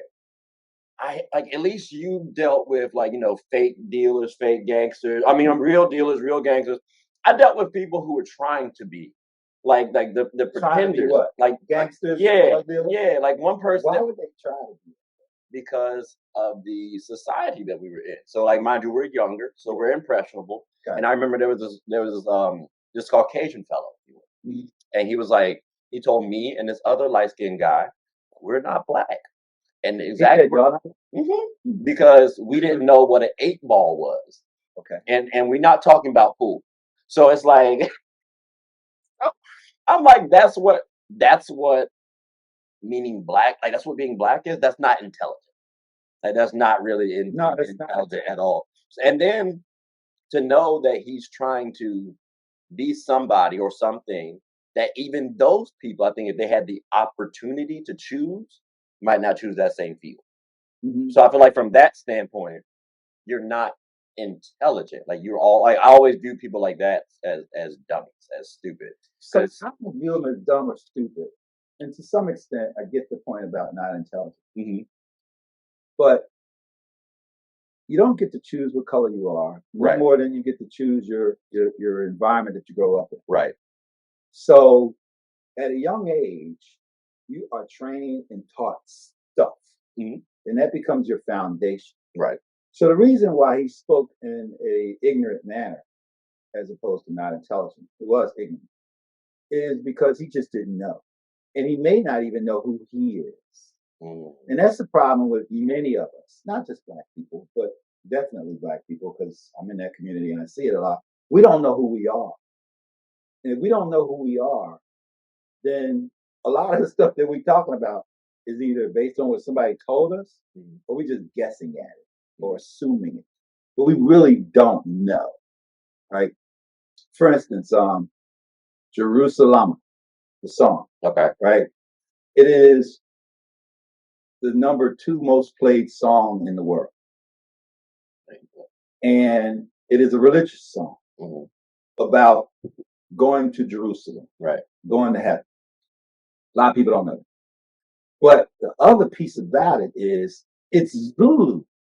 mhm, Now, I've been studying Zulu for many years, right, not just the language, but Shaka Zulu was one of the most powerful warriors, and the Zulu nation was one of the most powerful nations, military, everything feared in the world. mhm, We don't get that in our history. We talk about everybody else. We talk about, Sun Tzu. We talk about, Hitler. We talk about all of these people who were actually, bad people. yeah, Shaka Zulu was just notoriously powerful about taking care of his tribe. mhm, And they tried to extinguish the entire Zulu nation, not comparing it to the Jews, but they tried to extinguish the entire Jews. mhm, The Jews survived, mhm, and here they are thriving. mhm, The Zulus survived, and that song, Jerusalem, is, a testament to their survival. And so I say all of that because both Jews and Zulus know who they are. mhm, I go to Africa, and the president, the clerk, and all of the other politics before apartheid or during apartheid tried to extinguish the language, mhm, and so Africana became the language, or Afrikaans, and they wanted people to not know who they were. right. Never happened. But here in the United States, with Amazing. computers and information and libraries and all kinds of resources, people still don't know who they are. Right. It's not all their fault. I grew up in Philadelphia where they tried to deliberately miseducate us. Mm, Not try, they did. about, They did. And it's a whole different social concept movie about that, or structure, or research. But the point is, people don't know who they are. So this Caucasian guy that's saying, you know, you don't know what an 8 ball is, so you're not black. He doesn't even know who he is. right. So if he doesn't know who he is, what gives him the authority to start telling somebody else that they don't know who they are? Mhm, So rather than it being unintelligent, it's sad. And a lot of these folks out here doing all of these negative things and portraying all of these images mhm, is exactly what they're doing. They're portraying images. And the image that they're portraying is what they think they need to portray based on the images that they saw. yeah. So they're Uh-huh. mimicking. Yeah, that's So if you're just mimicking, not learning. the real question is, who are you? So as an executive leadership coach, I get to coach presidents, CEOs, directors, military leaders, everybody, right? And somewhere in the coaching sessions, eventually we get to the question, who are you? Because I want to know their leadership philosophy. Right. And then I want to get them to write their leadership philosophy, which most leaders don't have. And it's hard to write your own personal leadership philosophy that you can get on stage and read it and tell 1,000 people what your leadership philosophy is, so they know where you're coming from all the time, because this is who you are. But if you don't know who you are, you can't write your leadership philosophy. Yeah. And I pause because almost went down, my experience of there are people in leadership positions, and then there are leaders. Yeah. And they're not always the same. Yeah. Just because you're in a leadership position don't mean you're a leader. Yeah. A lot of people in a leadership position mimic. And they hurt people. And they say the wrong thing. And they're badgering somebody. Or they're coming in being boisterous. Or they're angry. And they bring negative energy into the room. That's not leadership. Yep. That's the bully. Yep. That's being in charge. Yep. That's exercising power. Yep. That's having authority. But that's not leadership. And the reason why these people in leadership positions are not, and some people I tell them, like, you may have been in a leadership position for over 20 years, but you've never been a leader in your entire life. Because you don't even know who you are. It's tough. If you don't know who you are, how can you help others become the best version of themselves? Yeah. I'm a big proponent of you can't help somebody until you've helped yourself. So, hey, to your point, you can't allow a dog and a person to stay in your house if you don't have a house. Yeah. Yeah. I mean? Yeah, sure, come over. What's the address? About that. Like that. It just don't really fit well. Yeah. It's just funny how end of day we try to mimic people when I think it's so much easier to be yourself. And we're always told that, oh, you want to go meet a girl, you want to go meet your opposite, you want to go find somebody for you, be yourself. But we always try to be someone else. Other conversation about young people meeting somebody.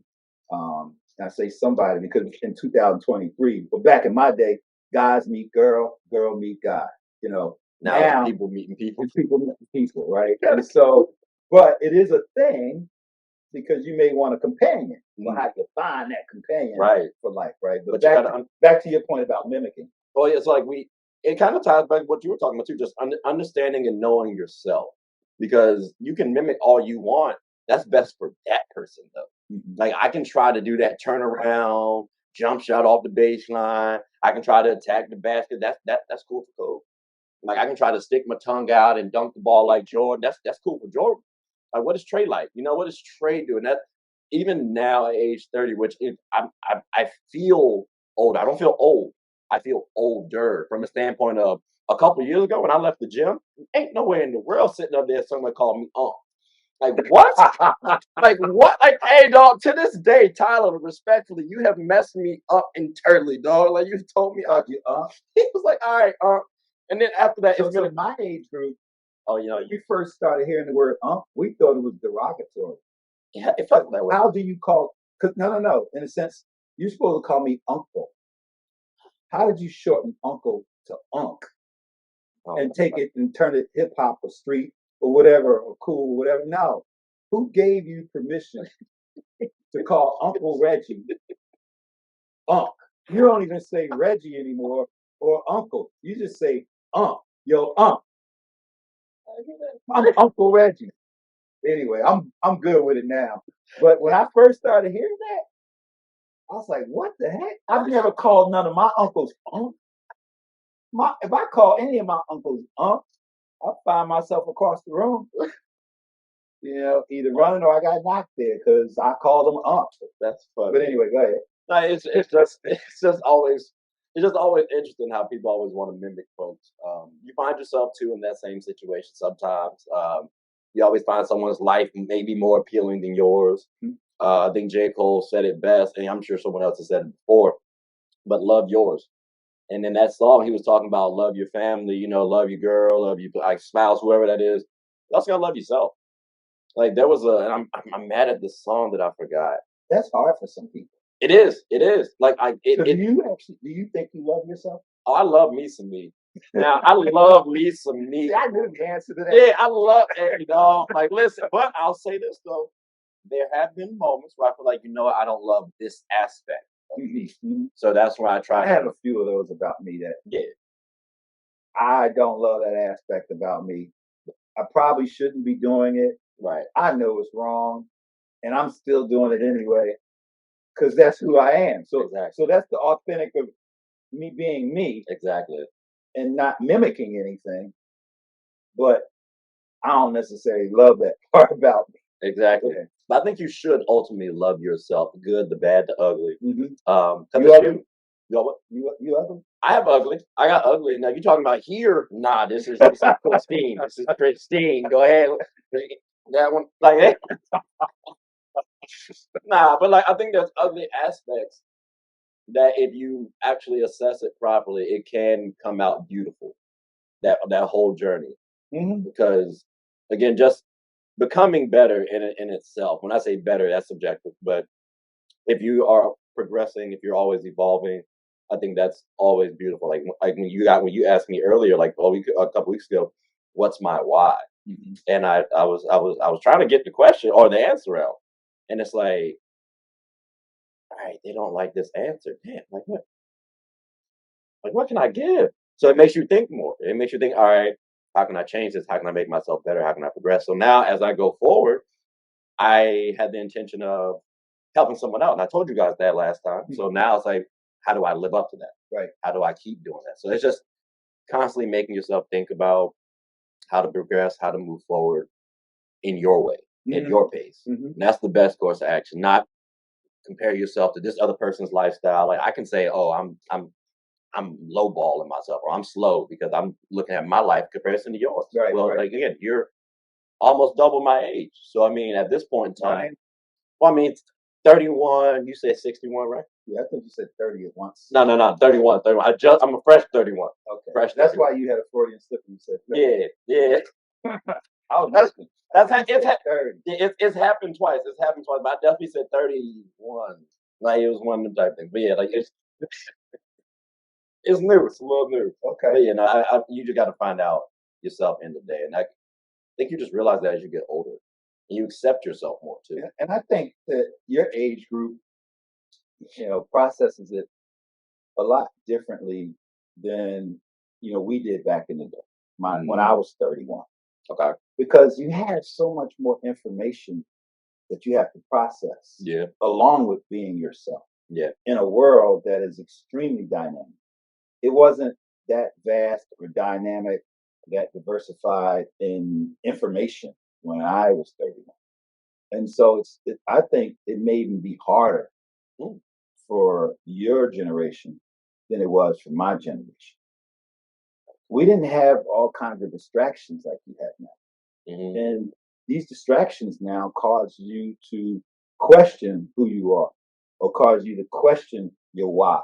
Right. Whereas back when I was 31, we didn't have so many distractions to cause. I mean, we had distractions, Right. but it wasn't the volume of distractions. Yeah.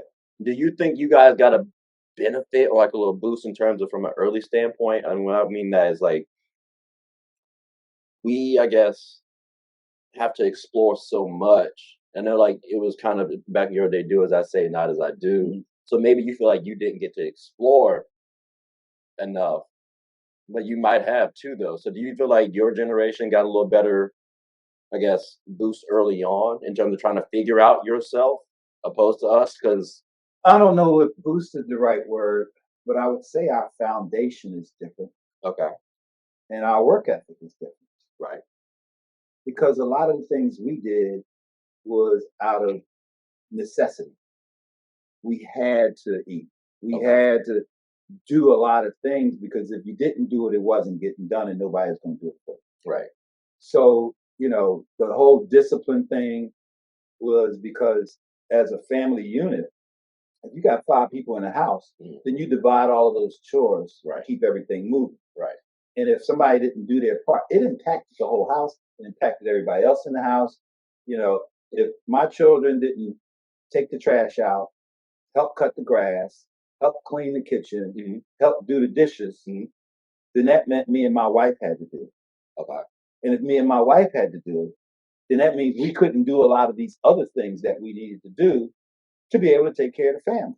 okay, So when you have a bunch of people in the house, if everybody do their thing, then now we can maximize the efficiency or the capability of Team Bullock.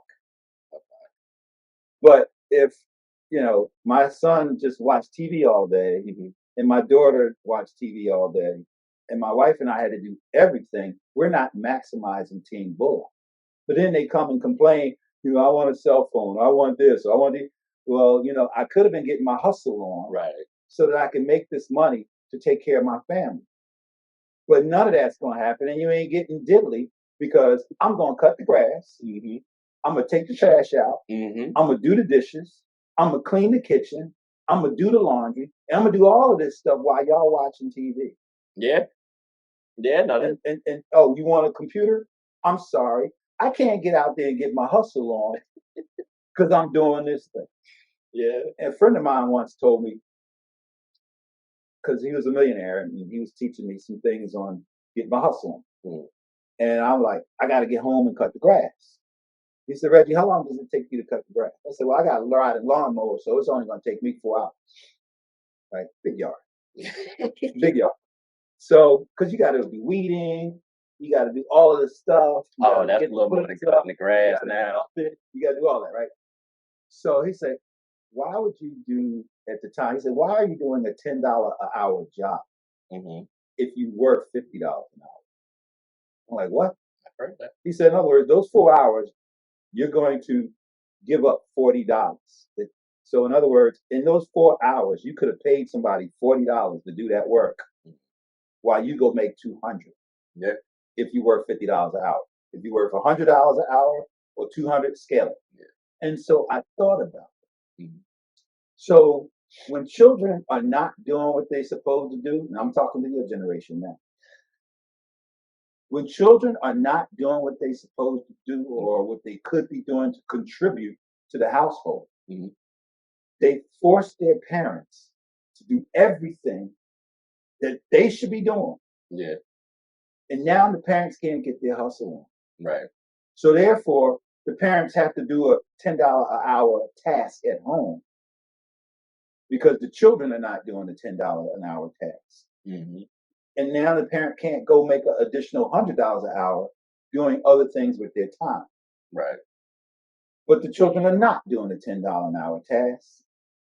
They are burning that $10 an hour, doing nothing. So technically, it's a minus $20 an hour per child, per hour, when they're not doing what they're supposed to do. And so in an 8-hour day, if a child could have been more productive at home to help the household, not just the parents and themselves, but to help the household, and they do nothing at $10 an hour, then that's $160 that day that they have taken from their parents. Yeah. But yet they want a cell phone, and they want to get on the internet, and they want a computer, and they want clothes, and they want a prom, and they want this, they want a limo, they want everything. All right, buy it. Well, you can't buy it because you don't have a job. Back to the conversation at the beginning, the work ethic.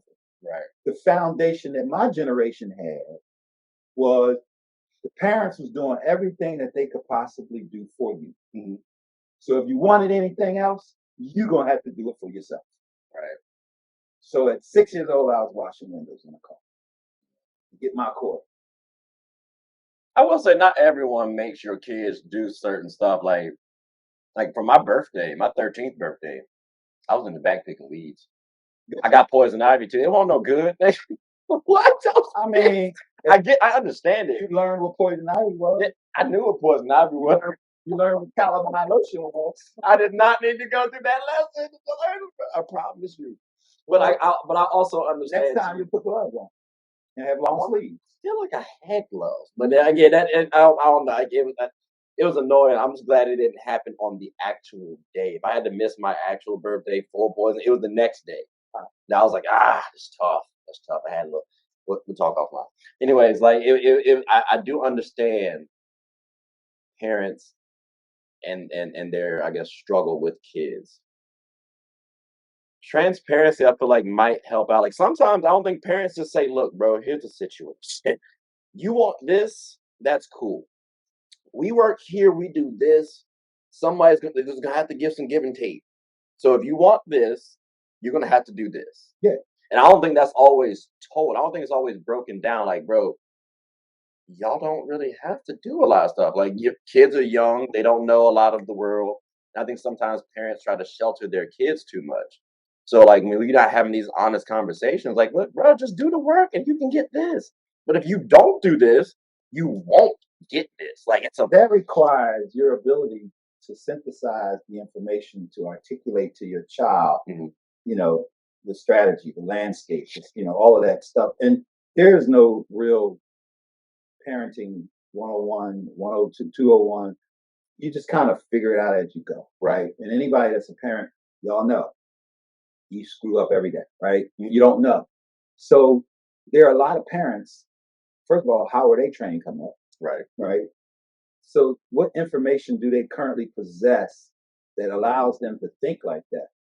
Maybe they don't have that. Mhm. So therefore they're not able to articulate that because they don't think that way. Right. Because they weren't taught to think that way. Okay. I have friends that, they grew up in a privileged family. They got their bachelor's degree, master's degree by the time they're 25 years old, right? And went to the best schools, and then, through relationships, got a great job. They making right out of college over $100,000, right? And so they never had the experience of struggling. Okay. So now they have children, and their children tearing the house up and doing all kinds of stuff they shouldn't be doing, and smoking weed and doing pills and all of that and drinking, and they 15 years old, right? 14. And so the parents just don't know how to do it. It's sad, it's a shame, and it's unfortunate. And I'm not trying to defend the parents. I'm just giving the understanding of the landscape of where's the foundation of knowledge that they have. Right. And that goes back to culture. Right. It goes back to the Caucasian who said you weren't black because you didn't know what an ape was. It's what you were taught. Yeah. So do you ever? Because I always think about this all the time. Like the moment I have kids, I know. Well, I'm sorry. I know what I'm going to do because right. Like I had to make sure I put quotes around that because one, I don't have a child, so I got to make sure I'm saying that. You know what you're going to do. All right, go ahead. Well, the reason why I say that is like I'm going to remember how I was as a kid. So I'm going to try to, like, obviously every kid is different. In what year? Like as I was growing up. Okay, because I had a black and white television, and it only had 5 channels. And it was only one television in the house. Right. My children grew up with color television in almost every room and 1,000 channels. Right. It's a little. So I'm listening to you. So because the culture will be different. Oh yeah, culture will be different, but how I actually handle my children. Like for example, if I'm going to raise my voice, how did I like that growing up? Gotcha. If I want to offer up whoopings, right? How did I like that back in the day? Like fun fact, to this day, I would actually tip my cap to my dad because he whooped me back in the day, right? And I'm not pressing charges, so don't think that's what this is. Like we cool, but there was a moment where I lied to him, right? So he whoops me, says I'm done, goes downstairs, comes back up, pull him down again. I lied and whoops me again. To this day, I remember that because it's either you lie better or don't lie at all. Like it's that simple. It was a good, So I appreciated those sorts of moments.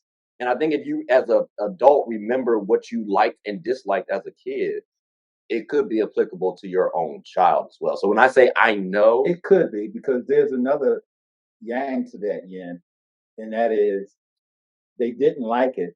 Right. And because they didn't like it, they decided they will never do it. Right. Ever.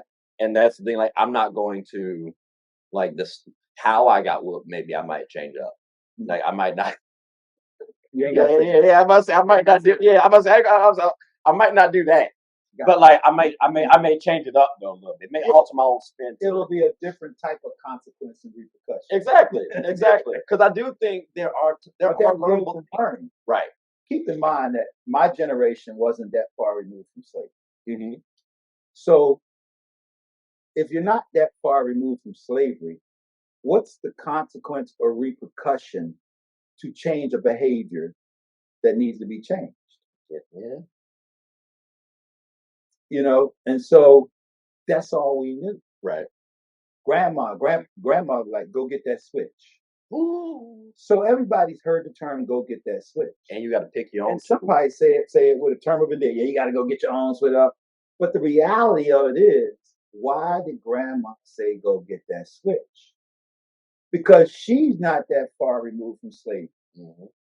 So all consequences, for the most part, that were not as severe Mm-hmm. was whipping somebody. Yeah. It's better than cutting your foot off. It's better than putting you on the stretching rack. Yeah. It's better than burning you and hanging you in front of everybody in public. So a whipping is kind of the lesser consequence. Yeah. But that's the mentality that was ingrained in us back then. So and that's all we knew. So there was no timeout. My timeout was, Reggie, go sit in the corner and churn that butter. Mm-hmm. After you got your whipping.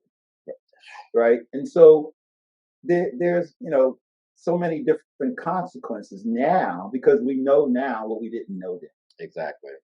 But a lot of kids now hold their parents accountable for what was done then that the parents just really didn't know anything else to do.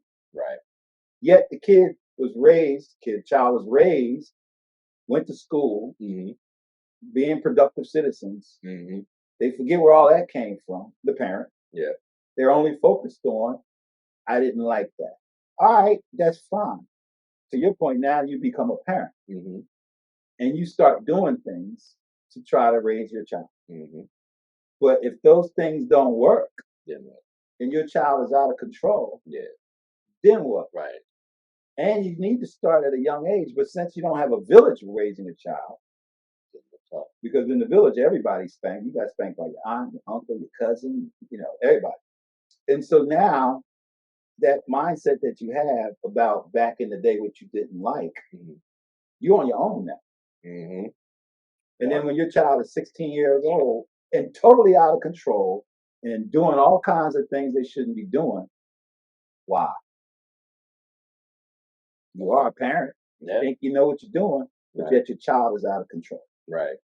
I think one thing that I'm hoping I can bank on is that while I said I know what I'm going to be doing, I know that I don't know everything too. And I think a lot of times people want to not seek out help, and I think that's kind of ignorant. Well, it may be ignorant now, but in my generation, seeking out help was not just a sign of weakness. But in the military, if you went to get psychological help or you had a mental problem, that's going to affect your job too. It was going to go on your record, and you may very well be kicked out of the military because they feel like you can't do your job. Right. So many people got kicked out of the military once they were deemed mentally unstable, as opposed to the help that they have now. So my generation grew up where you don't tell nobody nothing. Right. Ever. Because if you tell one person and they tell somebody else, it's out there. Now it's out there, and you'll be viewed as such, and that's going to impact your career, which impacts your revenue, which impacts you to be able to take care of your family, which impacts your hustle. And so therefore, you make the choice. I got to take care of my family. Right. I got to get my hustle on. I don't care what's wrong with me. I'm going to deal with it. Okay. So now we see the opposite, the extreme, where everybody talks about everything. Right. This is wrong with me. Oh, I'm depressed. I got anxiety. I hear so many people, oh, I'm a little anxious. Like when we were growing up, like, what? You anxious? You have anxiety? You're depressed? That's why you're not going to work? All right. Well, then you're not getting paid. Right? Yo, hold on. You can't affect the paper. That's the way it was. You don't go to work, you don't get paid. So you can cry about all your issues and stay home and be broke. Or you can, as we say, suck it up and deal with it. So there's a cultural difference between now and then. A big cultural difference. And when you have your child, it may even be a different culture. And then you don't know what kind of child you're going to have. Hey, I'm curious about that. All right. How do you you just went with the flow? You just didn't care? Did you initially? Yeah, in terms of what your child's going to be like. Because in my world, it depends on the mama. If we got some height, we going to the league, Reggie. Like we sit in first row. You know what I'm saying, court side, easy, girl, guy or girl. But like outside of that little like fantasy dream type situation, I don't really care how my child comes out as long as they come out as a good person. Well, I was kind of like that. I didn't care. We knew we wanted to have two children. Okay. So whether it's two boys, two girls, or boy and a girl, didn't care. As long as it's healthy. Right. Right. And then after that, you kind of it's a pickup game, right? You just every day you wake up, you just figure it out. I like that actually. You I know? like that. I like that. I'm gonna get a couple parents on the show. I'm like, so apparently raising kids is like a pickup game. Do y'all feel that way? It is, man. I mean, you can want the best players on your team. You can think that you're good, but it is a pickup game every day. Mhm. What if your child wakes up that day and they're depressed That's fair. or Yeah. have anxiety Yeah. and tell you about it? Yeah. Nowadays I'd rather them tell me about it though. Yeah, and so now you got to deal with that. Yeah. Because yesterday they may not have been that way. Right. And so then there's the whole financial money piece. Mhm. Children want what they want because they want it when they want it, how they want it. Right. But they don't have a damn job. Right. So they want all of this stuff. So the question is, how do they get it? Mm-hmm. They get it from the parents. Yeah. And where does the parent get it from? And therein lies the frustration of the parents or the hustle of the parent. Mm-hmm. The child, Dad, you're never home. I wake up in the morning, you're not home. I go to bed, you're not home. Yeah. Birthday, you weren't here. Christmas, you wasn't here. You're never home. Right. Okay. But at least you have a home. And the reason you have a home, the reason why you have those sneakers, the reason why you have that laptop and that cell phone and that watch and those nice clothes and food in the refrigerator for you and all your friends is because I'm never home. Because I'm out here hustling for you, you ungrateful little one. Would you say though that's so? I hear that because you got to feed your family, you got to do all the stuff. But from a kid standpoint too, they just want to see pop. They just want to see mommy. You know what I'm saying? Like, and therein lies the right, the dichotomy of understanding. Right. So as a parent, how do you balance that? Because the child can't balance it. Right. They don't know. So you need to show up from time to time. Mm-hmm. You need to make time for your family. You need to be there for a lot of those milestones. Yeah. And I brag on the fact that every first day of school, I was there for my children their entire life. Right. Until even in college, like, all right, Dad, it's second semester. You don't have to take me my first day of school. But you know what?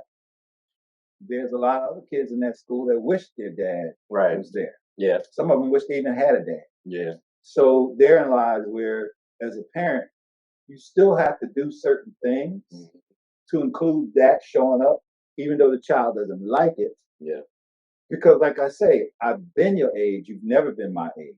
So you don't understand this. Right. One day, when your child is in college, you will be able to look back and you'll be able to say whether or not you were there the first day of school every day, their entire life into college. Yeah. But if you didn't like it, and then by second grade, you decide, I'm not taking them to school every day. They can go however. The nanny can take them, or the car service can take them, or I'll walk them to whatever. Now, when they get to college, you won't have that to be able to say. You've just, taken that opportunity away to be able to say it. And so to me, what's important to the child and what's important to the parent. Right. And it's a balancing act. But the child is not the parent. Yeah. No, that's true. So they're going to ask for a lot of things and want a lot of things, but they're not the parent. Yeah. So who's in charge? Yeah. In many households now, the child is in charge. See, I never got that sense. We came up in a household where if you turn the thermostat, it might be problems and repercussions. So I met you there. Yeah, like so it's that military background. Like, nah, dog. I don't feel like dealing with this. But look at you now. Yeah. You're able to provide a house for a dog and a guy. My curiosity would be what put him in that position and how was he raised? I think so. Funny enough, we actually have similar backgrounds. Okay. And so his situation was more so like life hit real fast randomly. Mhm. So, and this thing again, I don't know the whole story because there's like, three sides to every story. There's what they say, there's what the other person says, and there's what actually happened. Why did he go back to his parents' house? I think it was actually because of this dog.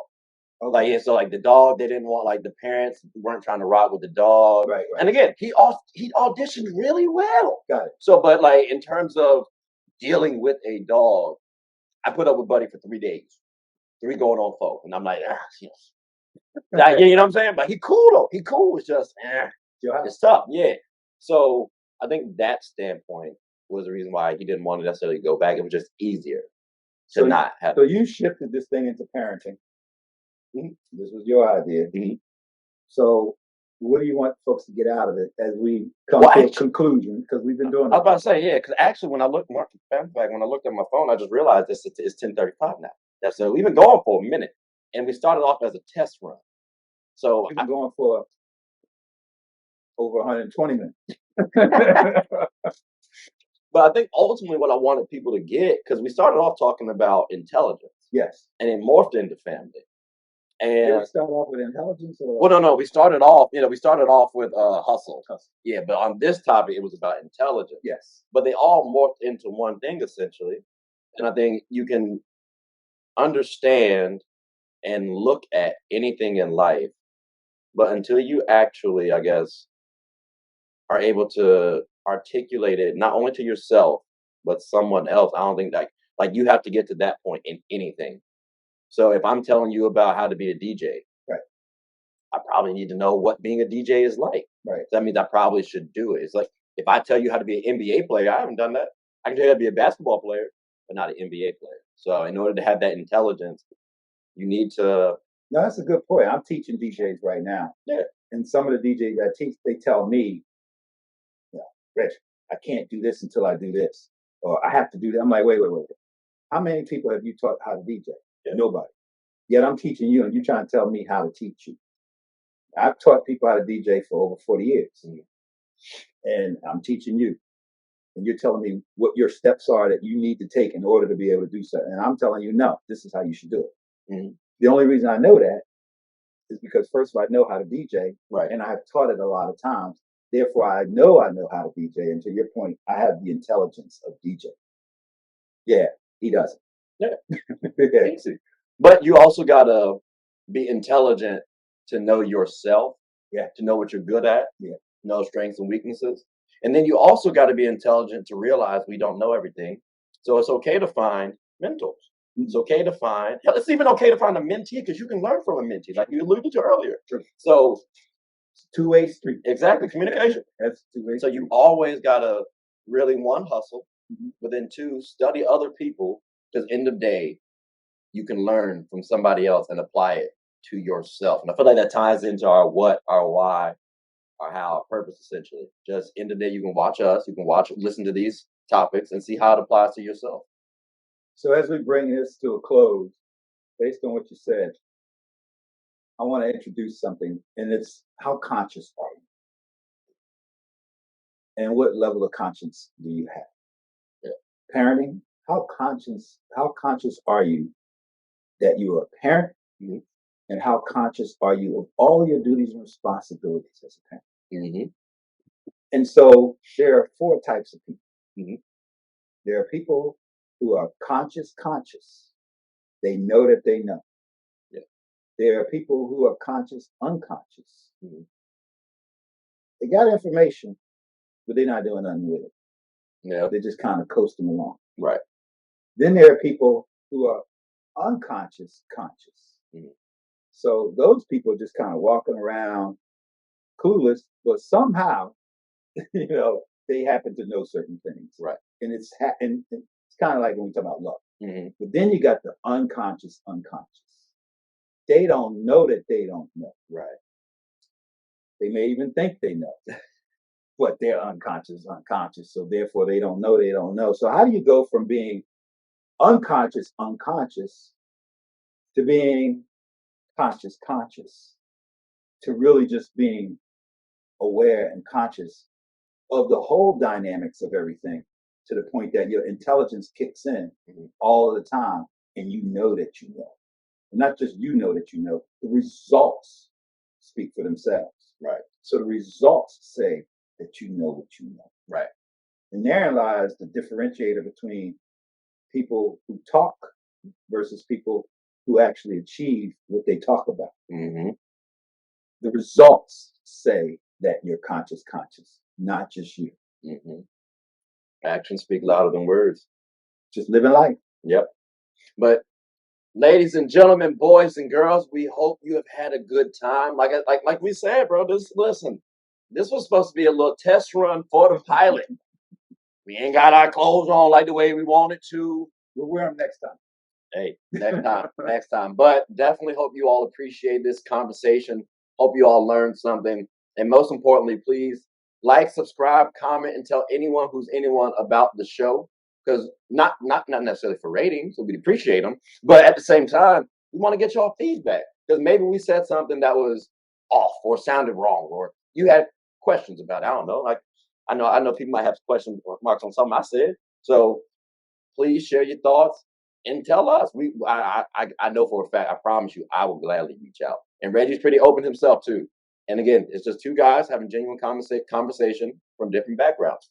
So, but before we do close, I do want to say, Reggie, I appreciate you because fun fact, he did challenge me when we were fishing, and he was like, I mean, yeah, if you're gonna call me, go ahead. And if you know Reggie, that's more of like, I'm doubting it a little bit. So I was like, nah, I'm gonna go ahead and make sure I call this man next day, next week type vibes, and I did, and now we're here, and this is really motivating because I got to go help a friend move after this, and I promise you, I'm trying to think how can I avoid that to go get some more recordings done. Like this is exciting, bro. This is Get the hustle on. exactly. So Reggie, like from the bottom of my heart, just over the years, I appreciate you as a person, and I just wanted to make sure I had it on camera. I know we had like a flowers segment, quote unquote, to possibly talk about, but like. I wanted to make sure I gave you your flowers and say thank you from the bottom of my heart. So I appreciate this. Thank you. All right. Well, on that note, in the words of Russell Simmons, thank you very much. God bless. Hope you have a good one.